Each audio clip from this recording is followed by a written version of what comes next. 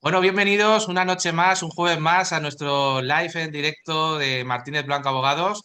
En esta ocasión, como un jueves más, tenemos a Francisco García Prats. Lo tenemos aquí. Muy buenas, Francisco. Buenas noches. Y también, como siempre, Cristian Ormeño Marcos de León. Muy buenas, ¿Qué Cristian, ¿qué tal? ¿Cómo tal? estáis? Buenas noches. Bueno, ¿qué tal, chicos? ¿Cómo ha ido esta semana? ¿Ha habido novedades importantes? ¿Qué tal se han portado los jueces, como siempre comento, y los clientes? ¿Qué tal?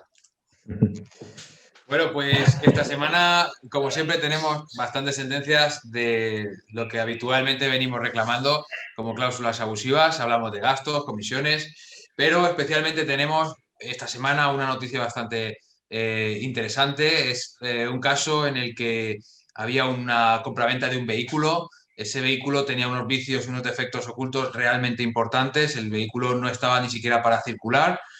El cliente contactó con nosotros, el cliente, me refiero al comprador de ese vehículo, contactó con nosotros para intentar solucionar el problema que le había surgido y eso es lo que hemos conseguido. Después de un trabajo bastante arduo, porque sobre todo jurídicamente es difícil demostrar todos esos daños y esos vicios ocultos, en este caso que tenía el vehículo, hemos conseguido que un juez entienda que realmente existían esos daños de forma previa a la suscripción del contrato y por tanto hemos conseguido la nulidad del mismo y la restitución de lo que se pagó en su momento por el precio y demás.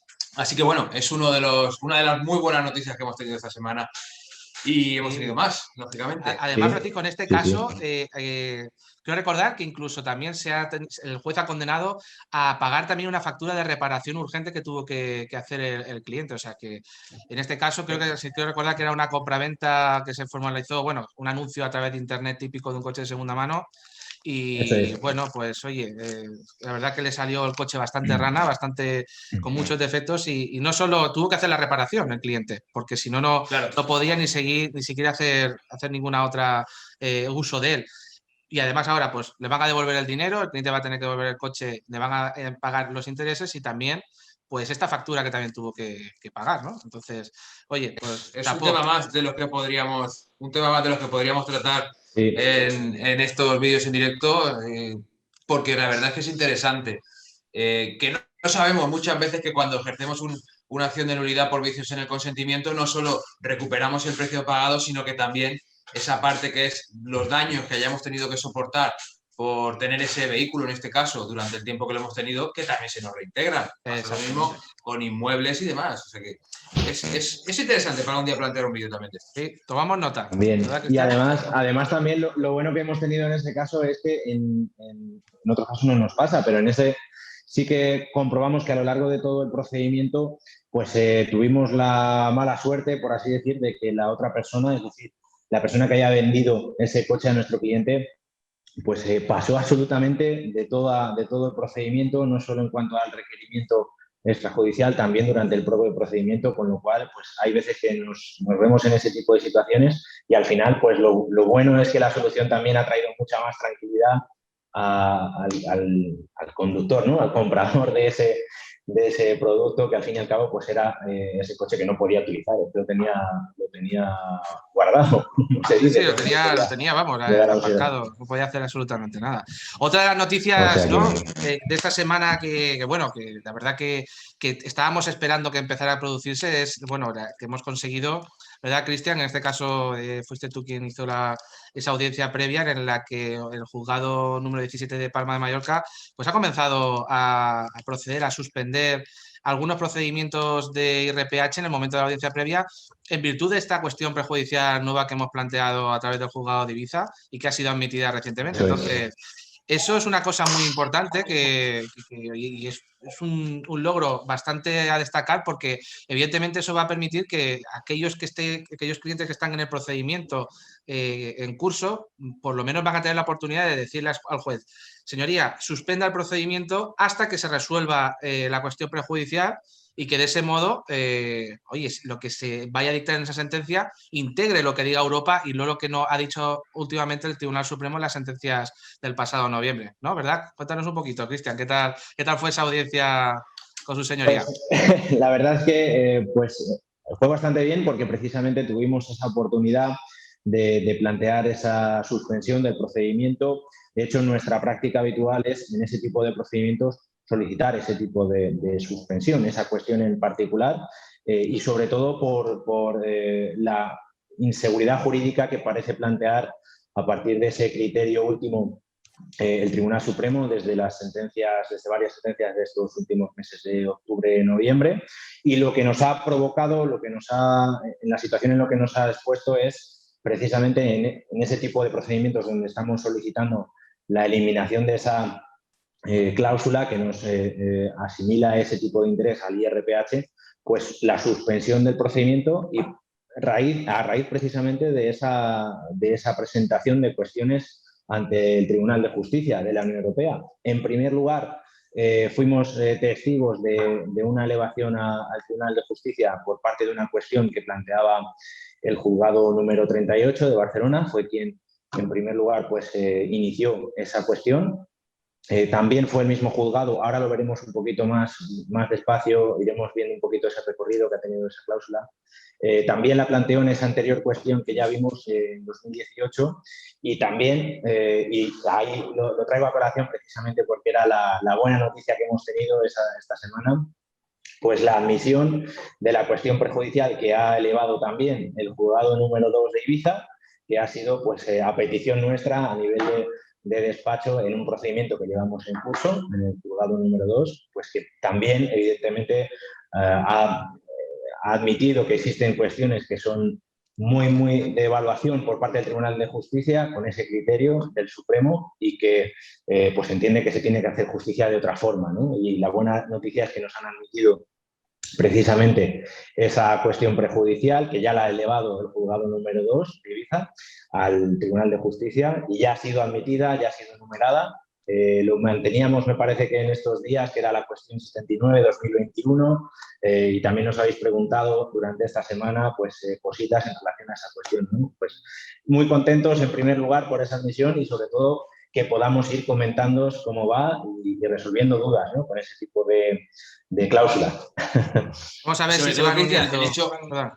el hecho de que hayan suspendido estos procedimientos siempre nos apoya a la hora de que esa suspensión ya viene a decir que los jueces que están suspendiendo esos procedimientos que están en marcha no comparten ese criterio del Tribunal Supremo, que Exacto. con ese susto Muy nos importante encontró a eso. final del año pasado, porque, oye, si se han planteado unas nuevas cuestiones prejudiciales y si hay jueces que están rebelándose contra el Tribunal Supremo, ya que entienden que ese criterio establecido no es el más adecuado o no es el criterio correcto conforme a la jurisprudencia que se venía marcando anteriormente y conforme a la normativa europea, lógicamente tienen que tomar esa decisión de suspender, porque la no suspensión acarrearía un recurso posterior, acarrearía continuar en audiencia provincial y en recurso de apelación. Y por tanto, lo que más va a proteger ya no solo son los intereses del consumidor que tenía ese IRPH en su préstamo hipotecario, sino también los del propio banco, que es que incluso los derechos o los intereses del banco se van a proteger suspendiendo ese procedimiento,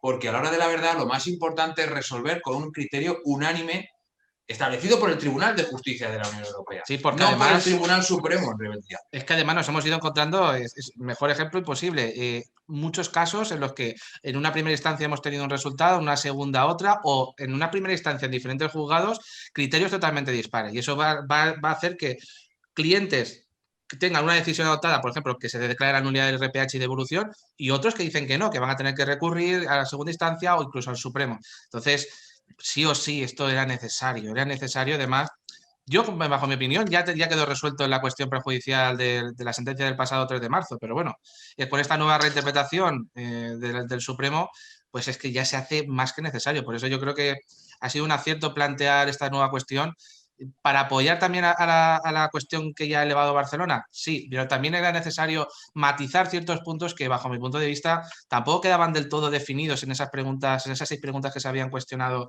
por el juzgado de Barcelona. Y yo creo que entre ambas van a dar coincido contigo, Fran y Cristian, de que van a dotar de seguridad jurídica. Sí o sí se van a tener que pronunciar. Incluso voy más allá. Es posible que que el Tribunal de Justicia Europea, si entra un poquito más en profundidad, aunque a veces no lo hace, pero si entrara un poquito más en profundidad, incluso pudiera derivar una responsabilidad directa patrimonial del Estado, porque el Supremo está aplicando una jurisprudencia contraria expresamente a lo que está diciendo el Tribunal de Justicia en la sentencia del pasado 3 de marzo de 2020. Entonces, vamos a ver qué tal. Yo creo que de momento es una muy buena noticia y que sobre todo los jueces, en este caso del 17 de Palma, pues comiencen a ir suspendiendo y que muchos otros jueces de primera instancia también y de segunda instancia, ojalá, pero sobre todo de primera, vayan acogiéndose a esa suspensión porque va a dotar de garantía y seguridad a los consumidores. También a la banca porque se van a evitar recursos y gastos. Evidentemente que al final todos incurrimos en gastos, una parte u otra. Y sobre todo que si hay una sentencia, que sea la sentencia lo más definitiva posible. No que nos encontremos aquí que cada juez pues interpreta... Hasta eso es. Pues muy bien, pues chicos, abierto un poquito esta presentación, hoy nos vamos a centrar precisamente en eso, ¿no? En uno de los temas que más nos está solicitando la gente últimamente por redes y que evidentemente es un tema que disfrutamos y que que nos apasiona, que es el tema del IRPH, ¿no? En este caso, tenemos que recordar un poquito qué es el IRPH, que como sabéis es un índice de referencia de todos los que existen dentro del mercado hipotecario, que ha sido utilizado por las entidades financieras y que es un índice de referencia que no es el Euribor, se calcula de una forma diferente y es mucho más elevado que lo que tiene todo el mundo, ¿no? Lo que cuando vamos a firmar una hipoteca, normalmente creemos que vamos a firmar Euribor más un punto, más 2 puntos, más el diferencial que toque. Pero en este caso, algunos bancos y muchas personas, en vez de utilizar ese índice de referencia, que es el Euribor, les introdujeron el IRPH en cualquiera de sus modalidades, que ahora veremos cuáles son. Entonces, ¿eso qué ha supuesto a fin de cuentas? Pues que estén pagando una media de 2 puntos por encima de realmente lo que toca pagar con una hipoteca media. Y traducido eso en términos económicos, pues si hablamos de una hipoteca, por ejemplo, de 150.000 euros, pues podemos estar hablando de que le va a costar más de 40.000 euros si la comparamos en una hipoteca, por ejemplo, referenciada al Euribor, ¿no? Entonces, aquí es el agravio comparativo que se ha producido, ¿no? Y sobre todo, ¿por qué en este caso los bancos introdujeron ese IRPH en ciertas hipotecas y por qué no lo explicaron de forma económica, de forma transparente, ¿no? Yo creo que es aquí de la cuestión y donde está debatiéndose en tribunales, por eso las cuestiones prejudiciales. Entonces, Fran, si te parece, danos un poquito un repasito para que todos nuestros seguidores puedan conocer un poquito así en detalle qué es el IRPH y si te parece, Cristian, tocamos un poquito los diferentes tipos de IRPH que podemos encontrar, porque hay unos poquitos y a veces puede eso traer a confusión. Bueno, pues Roberto, en cuanto al IRPH, vamos a coger como referencia el IRPH de las entidades de crédito, que es el que a día de hoy todavía tenemos aplicado o todavía se sigue publicando por el Banco de España. Y precisamente el Banco de España lo define como la media simple de los tipos de interés medios ponderados de las operaciones de préstamo de garantía hipotecaria de plazo igual o superior a 3 años para la adquisición de vivienda libre. Se trata de una media, como la descripción indica, Menudo de nombre, todos los tipos de largo. interés. Claro, es una descripción muy larga, ¿verdad? En esa descripción tan larga, si nos damos cuenta, tenemos una media simple de una media ponderada. Es realmente extraño ya eso, porque vamos a ponderar todos los tipos de interés de esas entidades de crédito concretamente y después vamos a hacer una media simple. Dentro de esas medias que vamos a hacer, vamos a dejar de descartar los superiores y los inferiores, es decir, todos los bancos tienen algunos préstamos que van a ser más caros, otros que van a ser más baratos, y esos que son el porcentaje más bajo o la parte más baja de todos esos préstamos que van a dar, van a desenfocarnos o van a crear una irregularidad en esa media que vamos a crear. Entonces, cuando no estamos descartando esas partes, esa puntita de arriba y esa puntita de abajo, vamos a crear ya esa irregularidad. Después también tenemos otro punto muy importante a tener en cuenta. Para crear ese IRPH, lo que se tiene en cuenta es el TAE. Cuando vamos a tener en cuenta el TAE de un tipo de interés que nos están aplicando, el TAE incluye absolutamente todos los gastos que vamos a tener dentro del préstamo. Hablo de comisiones, hablo de gastos de formalización, hablo de absolutamente cualquier pago que le vayamos a hacer al banco por ese préstamo. Por eso, para sacar nuestra media del IRPH, van a utilizar un TAE. Pero nosotros vamos a tener nuestro propio TAE porque nos van a aplicar nuestras propias comisiones y nuestros propios gastos. Por tanto, vamos a incrementar otro poquitito más. Ya estaba mal por esa forma de sacar la media y ahora otra vez con ese TAE. Y son muchísimas las cuestiones que revisten ese IRPH, que hacen que al final, a la hora de la verdad, lo mejor sea ver cuáles son los tipos de interés que a día de hoy se están aplicando por el IRPH y se están aplicando, por ejemplo, por el Euribor. A día de hoy estamos acostumbrados a hablar de un Euribor por debajo del 0. Vemos el Euribor y está ahora en menos 0,45 aproximadamente, y si lo comparamos nos vamos a ir a ver el IRPH, que ahora mismo está cerca del 1,7, 1,6. Eso es algo que ya nos va a marcar una diferencia, y una diferencia de 2 puntos realmente grandes, que dentro de un préstamo hipotecario, si tuviésemos un préstamo chiquitito de 5.000 euros, al final va a ser casi nada. Pero dentro de un préstamo a largo plazo, 30 años, con un capital grande, vamos a tener una afección realmente importante. Así, vemos estudios, hacemos un estudio de un préstamo hipotecario en el que comparamos ese IRPH y ese Euribor. Si en ese momento al cliente se le hubiese permitido decidir si quería uno u otro, o si directamente no le interesaba contratar con ese banco porque lo que me estás ofreciendo no me interesa, y si hubiese ido a otro banco para ver ese Euribor, lo que veíamos es que en muchas ocasiones, cuando han pasado 10, 12, 15 años, de un capital de unos 120, 150.000 euros, hemos visto que son cifras de 30, 40 y 50.000 euros que se han pagado por encima de lo que se hubiese pagado en el Euribor. Es una barbaridad. Es alucinante. Es una pasada. Y yo puedo entender la referencia que hacen las entidades financieras en cuanto a que ellos no tenían conocimiento o no pueden llegar a conocer lo que va a pasar en un futuro con ese IRPH, pero oigan ustedes, es que en ese momento sí que sabían lo que había pasado anteriormente. Es que el IRPH no se creó espontáneamente en el momento en el que se formalizó ese contrato. El IRPH ya venía aplicándose, el Euribor ya venía aplicándose, y sí que es cierto que en España vivimos un cambio en el 1999 del MIBOR al Euribor, pero la realidad es que el MIBOR el Euribor, perdón, ha sido el sucesor del MIBOR. Por tanto, vamos a ver esa continuidad, y lo único que tenemos que hacer para darnos cuenta de que el banco sí podía entender o sí que podía ver ese problema que iba a surgir, o ese problema que ya estaba presente en ese momento en cuanto a un tipo de interés mucho más alto, es precisamente la gráfica o la tabla de ese momento, que el banco lógicamente conoce porque tiene más préstamos que le ha dado a otros clientes, y que el cliente no tiene ese acceso porque realmente o desconoce que existe, o no se le ha informado que es lo que en este momento procede cuando vas a contratar este préstamo, o directamente que ni siquiera se le ha dicho que en su préstamo hay IRPH, Euribor o lo que haya. Es por eso que en la mayoría de esas ocasiones, oye, va a ser tan simple como contemplar dentro de la propia web del Banco de España que hay un tipo de interés muy diferente. En muchas ocasiones varía a 2 puntos, incluso 2,5 puntos del Euribor al IRPH.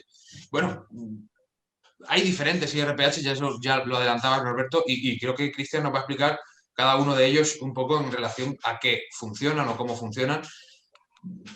Yo, si quieres, Cristian, si quieres seguir tú con esto. Sí, básicamente, bueno, cuando analizamos ese tipo de escrituras de préstamo que los consumidores celebran cuando pues, solicitan el préstamo, ¿no?, para adquirir su vivienda, pues comprobamos que cuando estamos ante un índice de IRPH, vemos que no es un IRPH tal cual, sino que dentro de ese IRPH podemos encontrar diferentes tipos, diferentes modalidades, dependiendo de cómo se determinen, ¿no?, cómo se describan.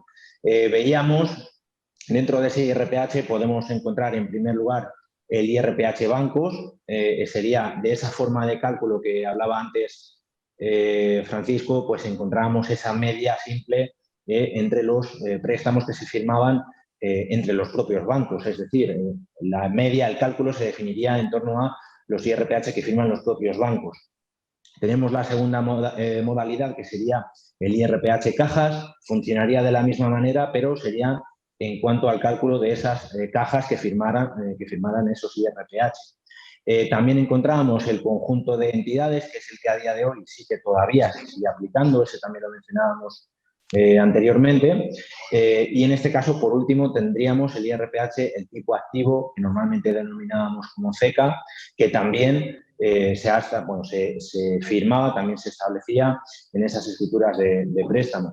Veíamos que durante todos esos años, sobre todo a principios de los 2000, a finales de los 2000, que era cuando, pues antes de que estallara como tal la crisis inmobiliaria, pues veíamos que en muchas ocasiones se firmaban esos tipos de préstamos con esos tipos de IRPH, precisamente, pues con bancos, con cajas, con el tipo activo que llamamos CECA, y todos esos pues hemos podido ver que se han eliminado. Eso conocemos esa ley de emprendedores del año 2013 que venía a establecer que cada uno de esos tipos se iban a dejar de publicar, se eliminaban y que como consecuencia pues tendrían pues unas consecuencias u otras, ¿no? Tendríamos que ya aplicar el análisis en concreto a cada caso que encontremos según el tipo en el que estemos.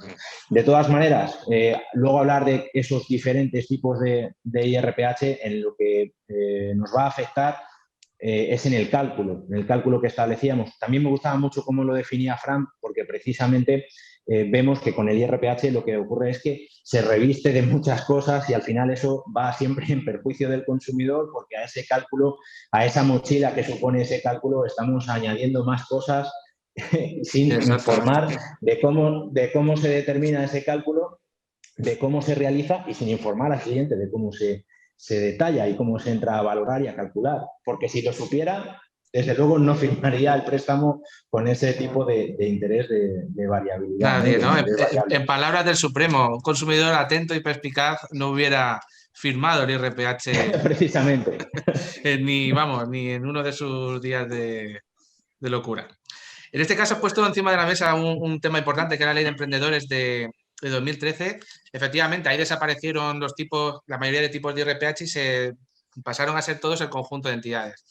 Aquí lo que preveía efectivamente la ley, ya que venía por un toque de atención que le había dado en una sentencia europea y la Comisión Europea, de que, oye, los IRPH estos que aplican ustedes aquí en España, ojo, cuidado, porque esto no está muy claro de que sea lo más transparente o lo menos influenciable posible. Entonces, vayan ustedes a ver haciendo alguna acción. Lo que pasa es que el gobierno, en aquel momento, y todos los gobiernos, porque además ha sido aprobado por todos los grupos, no quisieron que se desapareciera el IRPH de forma completa. Lo que hicieron es, bueno, pues vamos a quitar algunos, pero esos que hemos quitado y aquellas hipotecas que están con IRPH, cajas, bancos y el CECA, lo vamos a derivar todos al IRPH conjunto de entidades, que es el mismo perro, pero con distinto collar.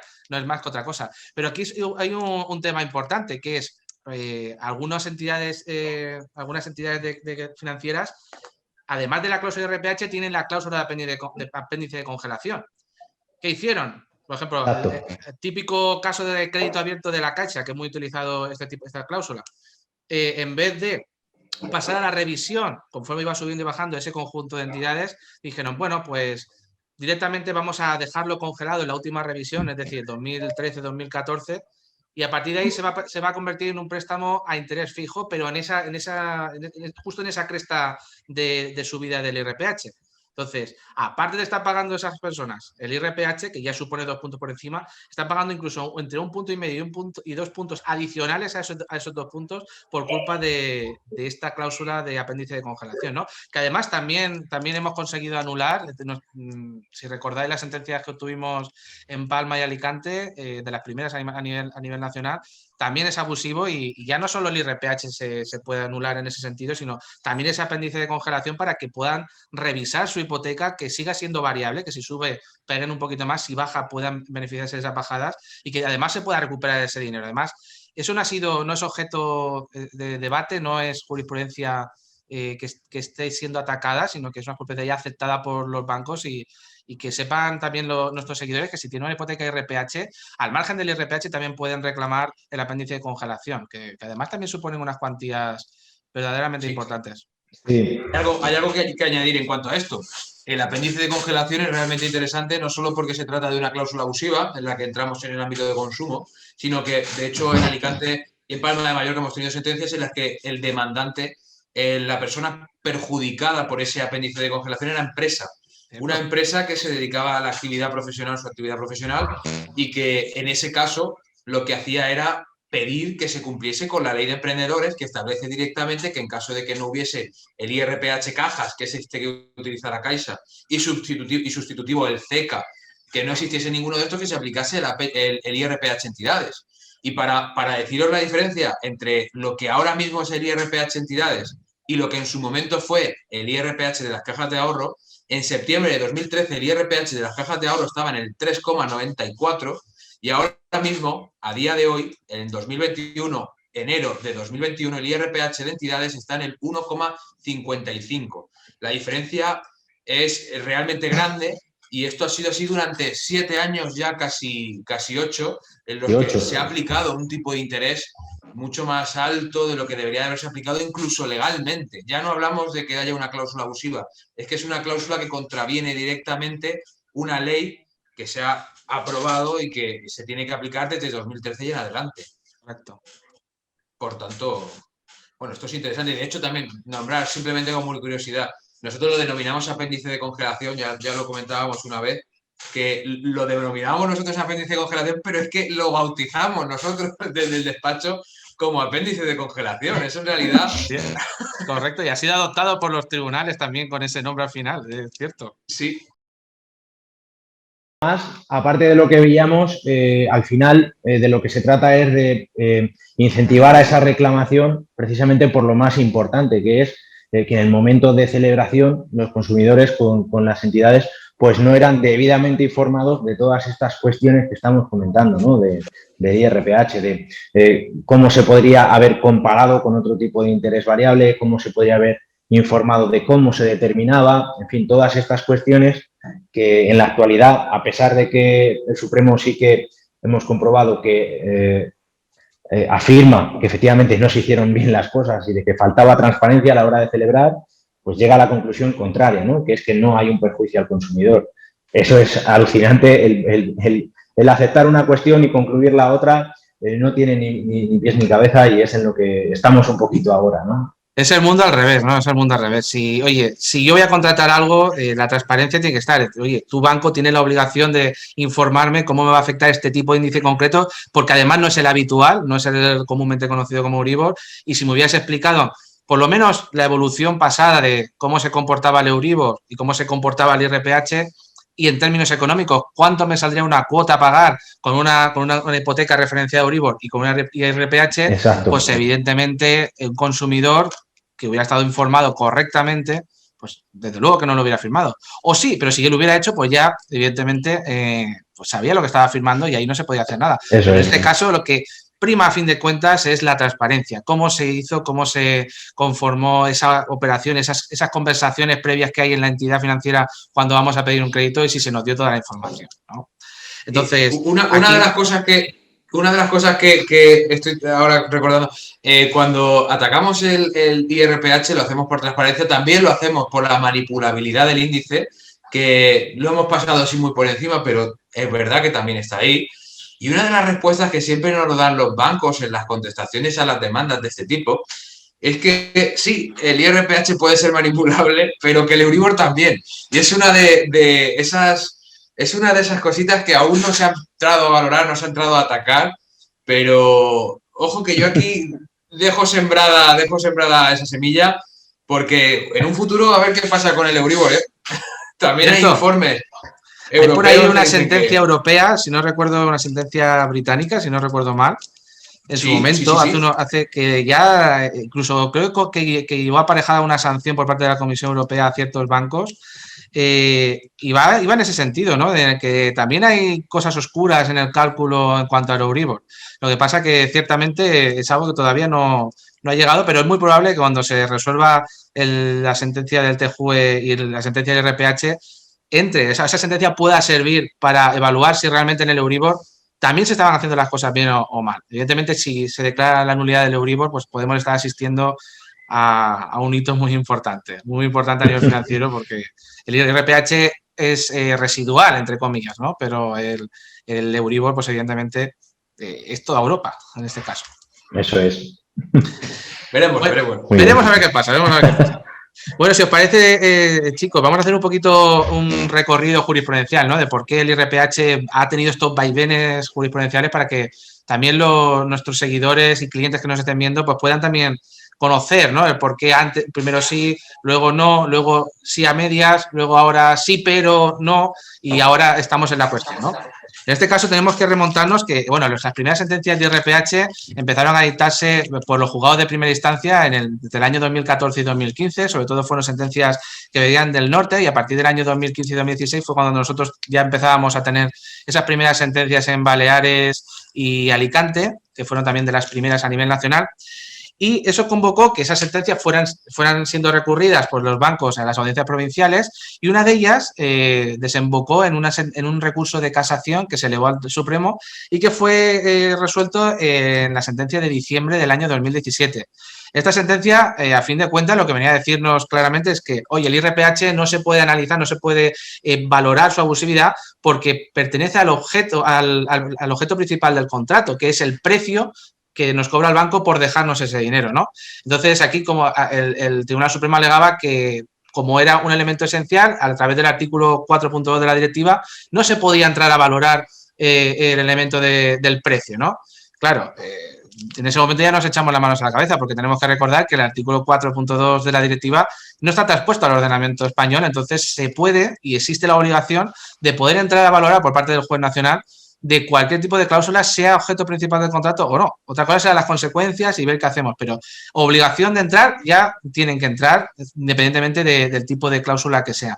Entonces eso, si no recordamos mal, Fran, la cuestión prejudicial que se planteó en contra de esta sentencia, esta jurisprudencia, era la 125/18, ¿no? Si no recuerdo mal, el caso Gómez del Moral, ¿verdad? Eso es. La C-125/2018, que se elevó desde el juzgado de primera instancia 38 de Barcelona y que, bueno, planteaba, entre otras cuestiones, si en este caso ese artículo 4.2 de la directiva había sido traspuesto o no. Era una pregunta un poco innecesaria porque ya se sabía que no estaba traspuesto, pero bueno, se resolvió que no, que realmente si era parte del precio del contrato o no dentro de España, eso no tendría ningún tipo de importancia. Y el Tribunal de Justicia de la Unión Europea ya nos recuerda que España ha resuelto casos anteriores, como el de la cláusula suelo, como el del multidivisa y como muchísimos otros, en los que entra a valorar una pequeña parte que sí que es un precio del contrato y que, ojo, en ningún caso se dejaría el contrato sin precio, pero que se puede entrar a valorar esto porque el artículo 4.2 no está traspuesto y porque a la hora de la verdad, en este tipo de procedimientos en los que se ataca una cláusula por abusiva, con independencia que sea parte del contrato o no, debe de analizarse su transparencia, es decir, cómo se ha informado al cliente, no solo transparencia en el plano formal, es decir, que la cláusula sea legible y comprensible, no, en un plano total, en el plano de que yo leyendo esa cláusula no solo tengo que entenderlo, sino que además me tienen que haber proporcionado información suficiente para que cuando yo tenga esta cláusula en el contrato, sepa qué perjuicio o qué beneficio va a acarrear. Oye, esta cláusula va a actuar de esta u otra forma dentro de tu contrato. A modo de ejemplo, en un IRPH es mucho más difícil de explicar y eso no es algo precisamente malo. Que un IRPH sea precisamente difícil de explicar es algo que le pone el trabajo más difícil al banco. Pero, por ejemplo, es más fácil en una cláusula suelo. En un caso de cláusula suelo como el que podríamos plantear, la información es muy sencilla. Oye, si tenemos un tipo de interés variable, tienes que conocer que si baja del 3,5%, diciendo un numeratorio, tendríamos un límite. Y, por tanto, no vas a pagar nunca una cuota inferior a 350 euros, cantidad que nos inventamos también, en caso de que el tipo de interés baje de tanto. Oye, pues ahí tengo una simulación que llega a hacerme comprender el perjuicio que me va a causar esto. Y también si me llevas a un punto extremo en el que la cláusula techo es del 17%, pues lógicamente me vas a tener que decir que los intereses que pagaría ahí serían a lo mejor de 2.000 euros al mes y que sería lo último que me preocuparía, tener que pagar esa hipoteca, porque sería la ruina total a nivel nacional. Entonces, esa información, en realidad, que es la que nos tienen que proporcionar, es lo que dice el Tribunal de Justicia de la Unión Europea en la resolución que nos llega en marzo de 2020, diciéndonos literalmente, que para que la cláusula IRPH sea completamente transparente, deben de habernos informado con un gráfico o una evolución de 2 años anteriores a la suscripción del contrato, en la que, oye, si he firmado el contrato hoy, junio de 2006, desde junio de 2004 hasta junio de 2006, ahí hay una gráfica que el banco me tiene que entregar, me tiene que explicar y yo con esa gráfica podré aceptar el contrato de préstamo y si, oye, en ese contrato tengo IRPH, ahí ya sí será culpa mía. Pero si me han enseñado eso, lo normal es que no lo tenga. Así son las cosas. Eso es. Y aquí voy a hacer un paréntesis muy breve porque encontramos contestaciones de varias entidades que son divertidas, entre comillas, hablándolo de divertidas, porque muchas veces intentan salvar el control de incorporación y transparencia del que estamos hablando simplemente diciendo que es que como se puede leer como está en castellano, ya con eso ya cuenta. Todavía hay que darle Entonces, gracias, pues, hay que darle gracias entonces. entonces, hay muchas veces en los que, bueno, reímos por no llorar porque Sí. ante ese tipo de situaciones que tengan ese entendimiento de lo que es esa incorporación y esa transparencia que tienen que cumplir y que el cliente entienda esas consecuencias que pueden tener en su propia vida, pues es un poco lamentable, la verdad. Y esos juicios, Cristian, esos juicios en los que el encargado, el trabajador de la oficina de ese banco, el banco de turno que toque, en el juzgado declara diciendo que el IRPH es esto o lo otro y no tiene ni idea de lo que es el IRPH, ni idea. Y esa persona se supone que es la que se le ha explicado al cliente. Eso ya es rematarlo. Eso se ve con los IRPHs y con los multidivisa también se ve muchísimo, que no sabéis ni siquiera que puede, bueno, todas las barbaridades que algún día hablaremos sobre los multidivisa, son cosas que, oye, si la persona que te lo tiene que explicar no llega a conocerlo y comprenderlo, es imposible que se lo haya explicado al cliente, ya es evidente para Exactamente.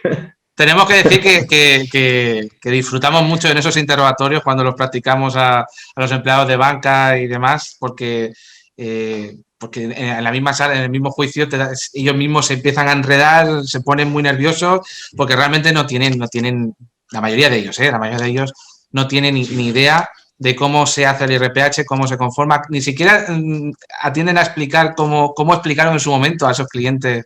La verdad que cuando nos tocan esos tipos de clientes los disfrutamos, las cosas como son, vamos a ser claros. Bueno, de ahí ya nos vamos a la sentencia del TJUE. La sentencia del TJUE del 3 de marzo, como has comentado, Francisco, bajo mi punto de vista es clarísima. De hecho, ya a partir de ese momento ya empezaron a dictar las sentencias, como ya pudimos ver la primera sentencia en España, que fue la nuestra en Baleares en el 17, Ibiza, en Alicante también fueron de las primeras, y ya pues los jueces de primera instancia ya iban aplicando lo que había dicho Europa.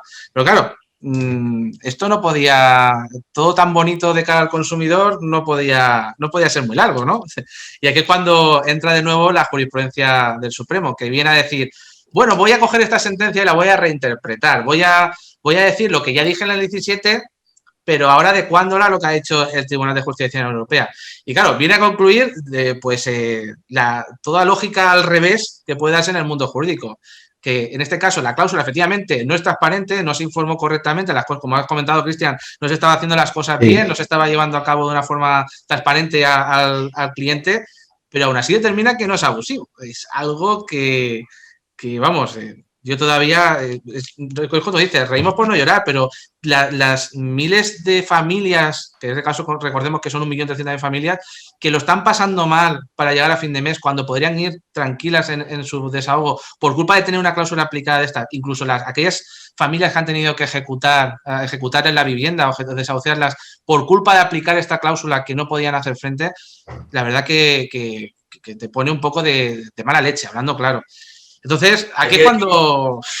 Hay que decir que mensualmente, cuando hablamos de mensualmente, lo que supone ese tipo de préstamo, hay muchas veces que suponen cifras entre 300, 400 y 500 euros mensuales.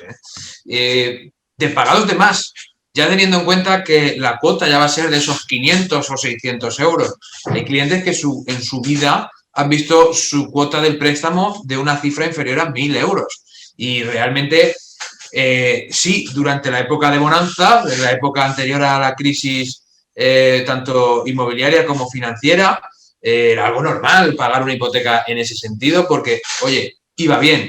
Pero en el momento en el que ya no va bien, vemos cómo el Euribor bajaba y el IRPH no. Y vemos cómo ahora mismo hay gente que está pagando 50 euros de intereses por ese IRPH, por ese Euribor o menos, y vemos que en comparación hay gente que está pagando con el IRPH 300 y 400 euros en el préstamo. Entonces, la diferencia muchas veces es muy, muy grande, muy, muy grande. Es abismal, es abismal. Por eso no nos quedó otra. Bueno, que además, después de estas sentencias repentinas, porque recordemos que fueron de 5 sentencias seguidas las que dictó de golpe el Supremo para crear esa jurisprudencia pacífica y que pudiera ser adoptada por parte de las audiencias provinciales, esa jurisprudencia fue de golpe. Entonces, aquí entra en cuestión los recursos de casación que estaban pendientes de resolver.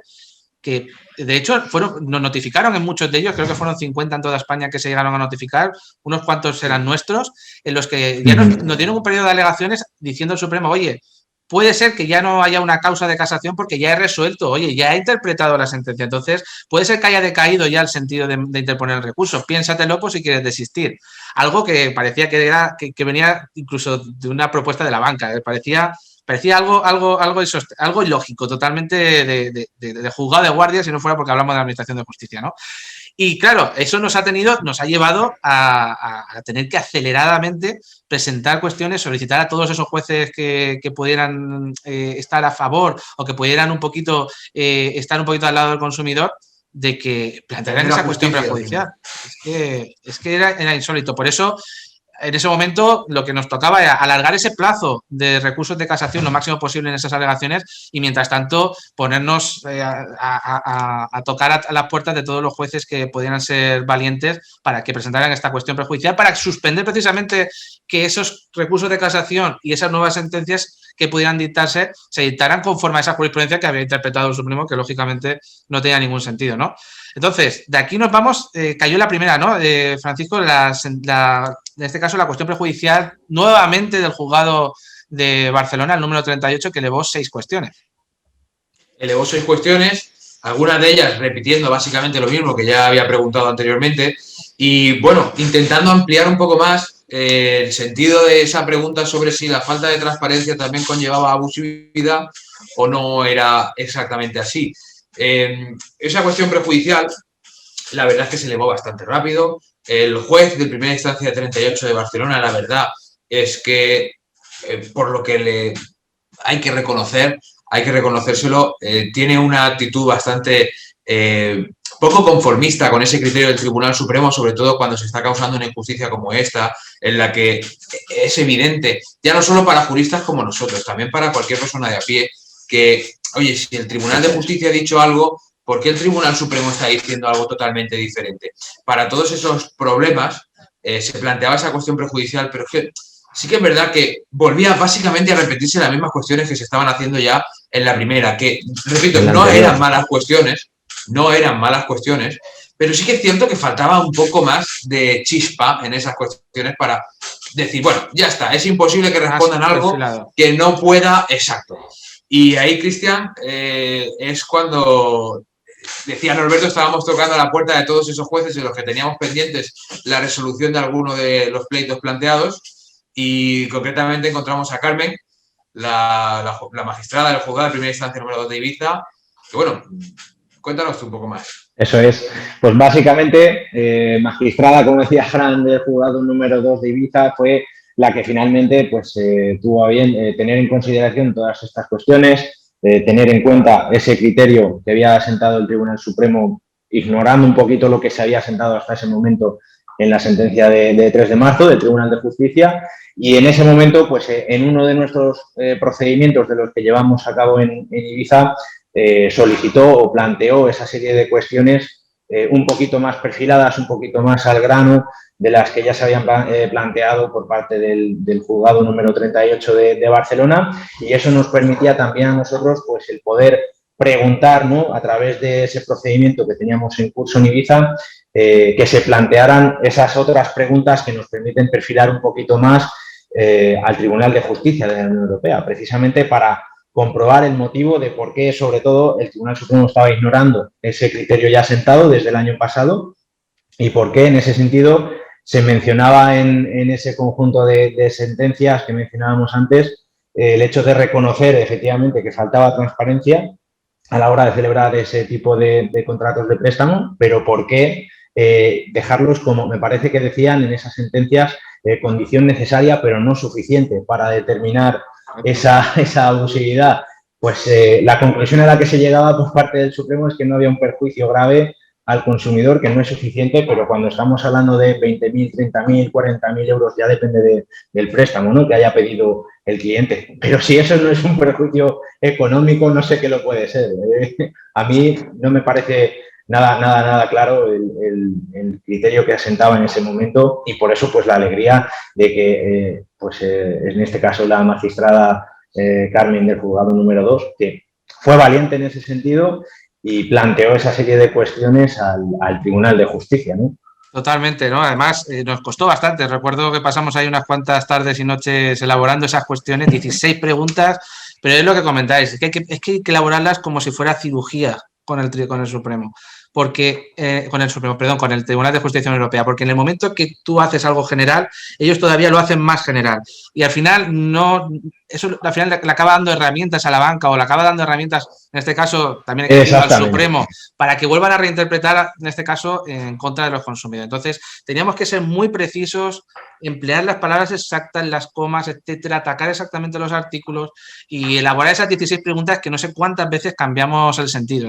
Recuerdo que vamos, nos llevó bastante. Pero bueno, su señoría, la verdad que acogió exactamente las 16 preguntas que le habíamos planteado, las mismas exactamente, y las elevó. También las vio claras y necesarias.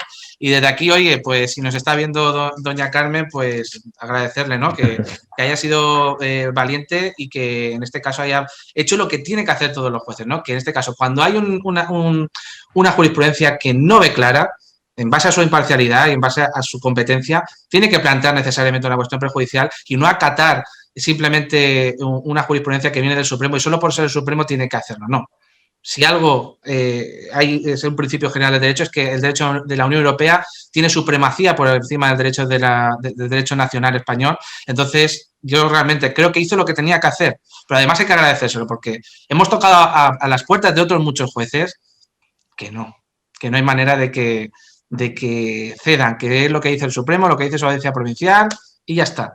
También hay que reprocharle esa forma de ser a esos jueces que realmente se dedican a aplicar la ley la jurisprudencia que le marcan y no hacen un alto en el camino, ¿no? Cuando hay que realmente poner los puntos sobre las i cuando no se están haciendo las cosas bien. Y creo que todo el mundo entiende que no se están haciendo las cosas bien. Cualquier operador jurídico debe de trabajar en ese punto buscando esa parte de justicia. Nosotros los abogados lo hacemos desde nuestro punto y los jueces deben de hacerlo desde el suyo. Y la verdad es que cuando tenemos una audiencia, tenemos un caso, le planteamos a un juez o bien la suspensión de un procedimiento, o bien la elevación de una cuestión prejudicial, o bien le dejamos, estamos dejando totalmente claro que lo que se está haciendo hasta este momento no es conforme a derecho, y ese juez desoye, a pesar de saber que tenemos razón, porque a puerta cerrada lo reconocen, que no están aplicando de forma correcta el derecho y que sí están aplicando de forma correcta una jurisprudencia que no es la que se debería de haber creado como jurisprudencia firme o estable, oye, todos somos operadores del mundo jurídico y unos por una parte y otros por la otra debemos de buscar esa justicia que se crea a través de esa normativa que se aplica, en este caso, proveniente de la Unión Europea, de las directivas de la Unión Europea que aplicamos en España. Oye, si no se está haciendo bien, hay que reprocharlo igual que le reconocemos lo bien que lo ha hecho a la magistrada, a los otros, bueno. Igual, precisamente voy a recoger un poquito el hilo de lo que dice Fran, porque además creo que lo hablábamos esta misma semana.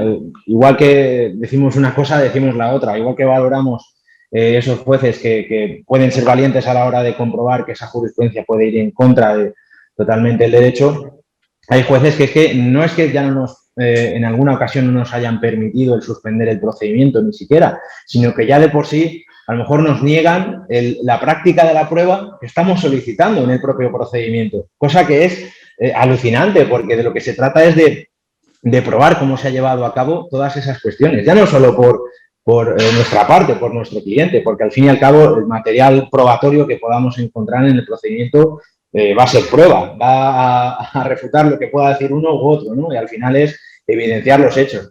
Pero cuando nos desestiman cualquier solicitud de un material probatorio, una declaración de algún empleado del banco o incluso el interrogatorio de parte, y lo deniegan, lo desestiman, ya es alucinante, porque ya no estamos hablando de que podamos paralizar el procedimiento para que veamos si esa nueva jurisprudencia del Tribunal de Justicia corrige lo que actualmente le está diciendo esa audiencia provincial o el Supremo, sino ya a nivel de resolver el caso en sí, que te limiten de esa forma, de que no podamos practicar esa prueba, pues igual que alabamos a algunos jueces que son valientes, otros nos parece bueno, Hay veces, un poquito triste, efectivamente, la ¿no? verdad. A veces es frustrante, ¿no? Con ciertos jueces, ¿no? No, es verdad que no son todos, pero hay ciertos jueces No, que, no, desde luego que no. a veces parece que el contrario no sea el banco, sino que sea a veces el juez, ¿no? Y eso a veces que nos pone de muy mal humor, por lo menos a mí, y seguro que vosotros igual, cuando un juez parece, ¿no? Que tiene más partido hacia una parte que otra, o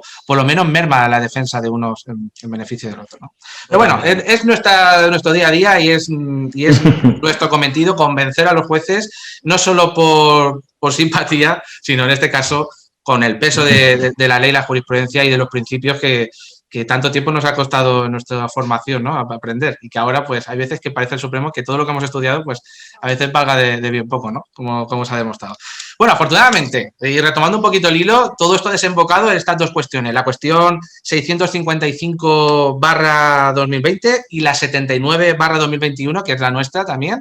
Y, oye, ahora estamos ya pendientes de resolución. Yo estoy convencidísimo de que lo que va a decir estas cuestiones es lo que cualquier lego en derecho pues pueda entender, que es que efectivamente hay una falta de transparencia y se debe dar una abusividad en el IRPH y esa abusividad debe implicar una restitución y una adecuación, ¿no? de esa cláusula dentro del contrato de préstamo. Así que a todos los seguidores que tenéis IRPH, no os conforméis, no paréis. Esta lucha todavía nos quedan unos meses y tenéis que seguir luchándola. No dejéis ninguna sentencia que adquiera firmeza. Si tenéis que recurrirla. Si podéis suspender el procedimiento, suspenderlo. Pero no os mantengáis conformes ni os vengáis abajo por una resolución que dice que no, porque realmente la cuestión prejudicial está por ver, está todavía por resolver y tiene muy buena pinta a nivel jurídico de que efectivamente, tal ya como ya se ha venido diciendo por la sentencia del pasado marzo, va a volver a decir exactamente lo mismo y el Tribunal Supremo ahí sí, ya no va a tener ningún tipo de escapatoria a la hora de interpretar el derecho, ¿no? Entonces, si os parece, chicos, simplemente por tiempo solo nos permite. Vamos a contestar solo a una pregunta, las demás que nos han enviado los seguidores, las demás las vamos a contestar por correo electrónico porque por tiempo se nos va. Simplemente a traer a colación, nos comenta una clienta, en este caso de Pontevedra. Nos comenta que tiene una vivienda de VPO y recientemente he conocido que ha salido una sentencia del Tribunal Supremo que estima que las viviendas de VPO que tienen IRPH no pueden reclamarse. En este caso, brevemente, una respuesta que le podamos dar a esta clienta, porque creo que aquí también hay recorrido. Bueno, lo primero, no todo es tan fácil. La respuesta no es tan evidente. No es, tengo una vivienda VPO, automáticamente no me puedes reclamar nada. No. Una cosa es que nuestra vivienda sea VPO y otra cosa es que nuestro préstamo esté referenciado a los préstamos que se dan por VPO. Si tenemos un préstamo normal y corriente que ha financiado nuestra compra de una vivienda de protección oficial, evidentemente podremos reclamarlo como cualquier otro. Si tenemos ese tipo de préstamo que está específicamente vinculado a los tipos de interés que marcan el Consejo de Ministros o redacciones por el tipo o de ese estilo, lo que vamos a tener va a ser un problema a la hora de intentar reclamar ese IRPH debido a que el banco no ha decidido aplicar IRPH a ningún otro. Es que sea el propio Consejo de Ministros el que ha decidido hacerlo así. Pero lo mejor para ese caso es que estudiemos el caso a fondo. Oye, vemos la escritura, vemos el contrato concretamente y nos aseguramos de que tenemos uno u otro o de que puede ser que haya otras cláusulas. Hay contratos de viviendas VPO que aún así tienen otras cláusulas como son los conocidos gastos de formalización, comisiones de apertura y otras muchas cosas. Pero en cuanto a IRPH, hay que concretar. Cuando tenemos un préstamo IRPH, un préstamo VPO o tenemos una vivienda VPO, tenemos que analizar el préstamo de la misma forma. De la misma forma. Ahora sí, también es cierto que la sentencia que sacó el Tribunal Supremo en relación a los préstamos de viviendas VPO, concretamente referenciados al índice del Consejo de Ministros, marcado por el Consejo de Ministros, es cierto que, oye, ahí también hay que reconocerlo. ¿Qué culpa tiene el banco de que el Consejo de Ministros tire siempre hacia donde tira? Exacto. Es que además esa sentencia, sinceramente, yo creo que no fue muy acertada, ¿no? Por parte de la estrategia jurídica, bueno, bajo mi punto de vista. No lo fue, no. No fue porque realmente no se puede anular esa cláusula del Consejo de Ministros, sino aquí en este caso la cláusula lo que dice es que el interés aplicable en el préstamo será lo que diga el Consejo de Ministros. Que, oye, casualmente el Consejo de Ministros dice que tiene que ser el RPH. Pero claro, es una forma indirecta de atacar algo de forma indirecta, que no tendría cabida o de difícil cabida dentro de la acción jurídica, ¿no? Entonces, en este caso, como has comentado, Francisco, no todo VPO quiere decir que tenga un préstamo VPO, y dentro de las VPO también hay muchas modalidades, hay muchas otras cláusulas, y que sí o sí, si tienes VPO también tienes que analizar el préstamo, también tienes que ver las cláusulas que tienes, porque es muy probable que a lo mejor te sorprendas que tienes una vivienda VPO, pero tienes IRPH que sí que puedes reclamar. Y tienes otras cláusulas como comisión de apertura, gastos, vencimiento, etcétera, que sí que se va a poder reclamar sin ningún tipo de problema. Muy bien. Muy bien. Pues chicos, tenemos que dejarlo aquí porque el tiempo no hoy nos hemos pasado bastante, las cosas como hoy no dormimos, ¿eh? Hoy no dormimos. Y además, este caso es que nos gusta, es que nos apasiona y lo vivimos. Sí. Podríamos estar aquí hablando, Eso vamos, brutalmente muchas horas. Pues nada, familia, seguidores y clientes que nos veis todos los jueves, muchas gracias por acompañarnos esta noche más. Como siempre, os encomendamos a que estéis atentos a nuestras redes sociales, bien por Instagram, Facebook, Twitter o YouTube. Y en este caso, pues estéis atentos a las novedades que vamos publicando, a esas noticias que vamos emitiendo en cuanto a los casos de éxito que vamos teniendo. Y por supuesto, resumiendo lo que hemos comentado hoy, si tienes IRPH, la lucha continúa, no te conformes, porque queda mucho por decir y, sobre todo, queda mucho por celebrar. Y eso está a punto de llegar. Así que, sin más, chicos, muchísimas gracias, Cristian, muchísimas gracias, Francisco. Nos vemos, si todo va bien, el próximo jueves, como siempre, a las 9 en nuestro live semanal. Eso es, muy bien. Chao, un saludo a todos, hasta luego. Buenas noches. Chao. Chao.